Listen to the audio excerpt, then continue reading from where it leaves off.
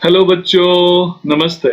Electrical machine design module third का आज lecture number 15 है और आज का हमारा टॉपिक है output equations of single phase cell type transformer, जिसमें हम single phase cell type transformer का आउटपुट इक्वेशन डिराइव करेंगे। वीडियो शुरुआत करने से पहले मेरा एक हम्बल रिक्वेस्ट है, अगर आप डायरेक्ट इस वीडियो पे आए हैं तो प्लीज आप इलेक्ट्रिकल मशीन डिजाइन के प्लेलिस्ट वीडियो नंबर 1 से शुरुआत करें, और अगर आप यही वीडियो देखना चाहते हैं तो प्लीज एंड करने के बाद जरूर लेक्चर नंबर 1 देखें। जान दे देंगे इसके लिए, क्या बात कर रहे हो आप? नमस्कार बच्चों, मैं आपका गुरु दोस्त प्रशांत सर स्वागत करता हूं आपके channel Sai academy of electrical engineering. तो आइए स्टूडेंट, अब हम single phase cell type transformer का आउटपुट इक्वेशन कैलकुलेट कर लेते हैं। Single phase core type transformer का आउटपुट इक्वेशन हमने पिछले वीडियो में कैलकुलेट किया था, तो मुझे पूरा उम्मीद है आपने उसको देखा होगा और उस वीडियो को देखने के बाद ही इस वीडियो को कंटिन्यू करेगा। अदरवाइज जो बेसिक टर्मिनोलॉजीज वहां मैंने डिस्कस किया है उसके बिना शायद ये टॉपिक आपको समझ में नहीं आए। तो इट्स माय हम्बल रिक्वेस्ट, अगर आप वाकई कुछ करना चाहते हैं जीवन में तो आप एटलीस्ट मेरी बातों को ध्यान से सुने और इसको फॉलो भी करें। तो स्टूडेंट, जब हम आउटपुट इक्वेशन कैलकुलेट करेंगे सेल फेज ट्रांसफार्मर का, तो सेम प्रोसीजर वही अडॉप्ट करेंगे जो हमने कोर टाइप ट्रांसफार्मर में किया था। बेसिक प्रॉब्लम जो स्टूडेंट के साथ यही है कि वो हर चीज को नए तरीके से समझने की कोशिश करते हैं, और यही रीजन है कि एक टाइम के बाद वो सैचुरेट हो जाते हैं और वो चीजों को लंबे समय तक याद नहीं कर पाते। आप आदत डालिए कि आपने जो पहले पढ़ा और अभी जो पढ़ रहे हैं उनके बीच में क्या रिलेशन है, और अगर आप लिंक कर देंगे, अगर आप कड़ी को जोड़ देंगे तो जंजीर की तरह आपके दिमाग में भी एक मजबूती के साथ वो कंसेप्ट डेवलप हो जाएगा। जब हम आउटपुट इक्वेशन की बात कर रहे हैं तो वो प्रोडक्ट होता है हमेशा वोल्टेज और करंट का। जैसा कि हमने पिछले वीडियो में समझा कि ईएमएफ और वोल्टेज को यहाँ अप्रोक्सीमेटली हम सेम कंसीडर कर रहे हैं, तो VPIP 10⁻³ को मैं लिख देता हूँ EPIP × 10⁻³ एक टर्न का ईएमएफ कहलाता है ईएमएफ पर टर्न, और उसको रेशियो होता है total EMF divided by total number of turn से, इसलिए मैंने यहाँ टीपी से मल्टीप्लाई और टीपी से डिवाइड कर लिया। सिमिलरली स्टूडेंट, जो एमएमएफ होता है मैग्नेटोमोटिव फोर्स, जिसकी यूनिट होती है एम्पियर टर्न, वो प्रोडक्ट होता है करंट और नंबर ऑफ टर्न का, तो इसलिए यहाँ पे मैंने एम्पियर टर्न ले लिया IP × TP। अब मैं इस इक्वेशन को अगर रिप्लेस करूं तो मैं बोल सकता हूं कि EP/TP इक्वल टू हो जाएगा ET, और सिमिलरली IP × TP का वैल्यू कहलाएगा एम्पियर टर्न मींस MMF। तो फाइनल इक्वेशन नंबर 1 मेरे पास बन गया Q = ET × एम्पियर टर्न × 10⁻³ 10⁻³ कहां से आया, ये मैं ऑलरेडी पिछले वीडियो में काफी डिटेल में डिस्कस कर चुका हूं। कैसा लगा मेरा मजाक?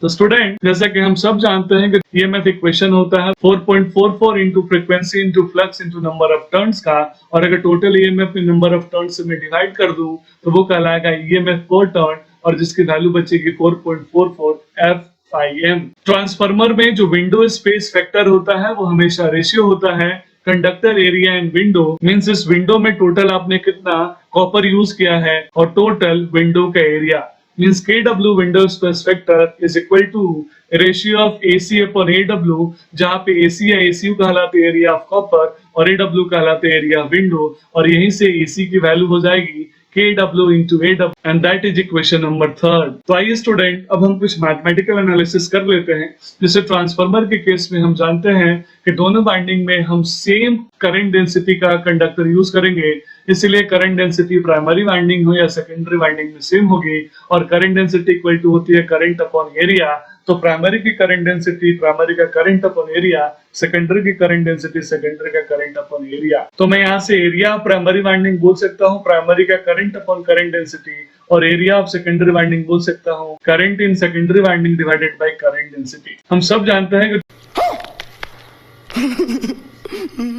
प्यारी समझ गई। ट्रांसफार्मर के प्राइमरी और सेकेंडरी दोनों वाइंडिंग में एमएफ सेम होता है, तो MF is the product of current into number of turns, तो IPTP is equal to IS × TS। अब आइए स्टूडेंट, हम सेल टाइप ट्रांसफार्मर में टोटल कितना कॉपर का एरिया होगा वो हम कैलकुलेट कर लेते हैं। तो सेल टाइप ट्रांसफार्मर में जैसा हम जानते हैं कि 2 विंडोज होते हैं, और दोनों विंडोज के सिर्फ सेंटर लिंब पे लो वोल्टेज और हाई वोल्टेज वाइंडिंग होती है, साइड लिंब पे कोई भी वाइंडिंग नहीं होती है। तो जो एरिया ऑफ कॉपर होगा वो होगा copper area in primary winding plus area copper area and secondary winding, और दोनों के दोनों कॉपर की वाइंडिंग सेंट्रल लिंब पे ही बाउंडेड है। तो यहाँ पे जो टोटल एरिया ऑफ कॉपर होगा वो होगा number of primary turns into cross section area of primary winding plus number of secondary turn into cross section area into secondary winding, और ये एज इट इज सेम है जैसा हमने single phase core type में calculate किया था। तो TP into AP plus TS into AS, और यहाँ हमने कैलकुलेट किया है cross section area primary winding is equal to current upon current density. Similarly cross section area of secondary winding is equal to current upon current density. तो यहाँ से हम 1 upon del को कॉमन करके लिख सकते हैं AC equal to 1 by del TP IP plus TS IS, और प्राइमरी और सेकेंडरी वाइंडिंग के नंबर ऑफ टर्न्स बराबर होते हैं, और इसलिए मैंने इन दोनों को लिख दिया 80 एम्पियर टर्न। तो फाइनल एरिया ऑफ कॉपर मिल गया twice into ampere turn divided by current density. और इसी इक्वेशंस को मैं सब्स्टिट्यूट कर दूंगा इक्वेशन नंबर 3 में विंडो स्पेस फैक्टर में। तो यहाँ से विंडो स्पेस फैक्टर का रिलेशन डेवलप होगा KW इक्वल टू AC, और AC की जगह पे लिख दिया 280 अपॉन डेल। तो यहाँ से एम्पियर टर्न की वैल्यू मुझे मिल गई KW into del divided by 2, और इसको आने वाले इक्वेशंस में मैं सब्स्टिट्यूट करूंगा।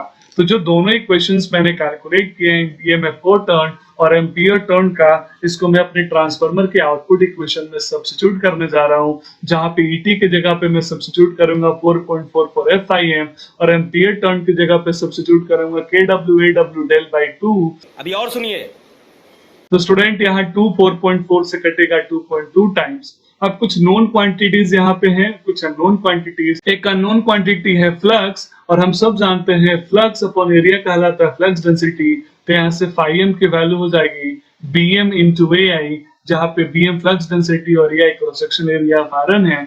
तो हम इस अननोन क्वांटिटी को नोन क्वांटिटी से रिप्लेस कर देंगे, और फाइनल मेरा इक्वेशन बनेगा single phase cell type transformer का output equation 2.22 FBM AI KW del into 10⁻³ और 10⁻³ होने की वजह से इसकी यूनिट होगी किलो वोल्ट एम्पियर। तो इस तरीके से स्टूडेंट यहाँ हमने single phase cell type transformer का आउटपुट इक्वेशन भी कैलकुलेट कर लिया। तो मुझे उम्मीद है स्टूडेंट आपको वीडियो समझ में आया होगा, और अगर फिर भी कोई डाउट है तो feel free to ask, feel free to comment. मैं अगले वीडियो में फिर से इसको डिस्कस कर लूंगा। कौन है ये लोग, कहां से आते हैं? अगर आपको वीडियो समझ में आ रहा है तो प्लीज आप सपोर्ट करें, लाइक शेयर एंड सब्सक्राइब करें, क्योंकि एक टीचर तभी तक टीचर है जब तक उसका स्टूडेंट पढ़ने वाला हो, और अगर किसी टीचर को पढ़ने वाले बच्चे मिलते हैं तो वो टीचर महान बनता है। तो मिलते हैं अगले वीडियो में, तब तक पढ़ते रहिए, समझते रहिए। जय हिंद, जय भारत।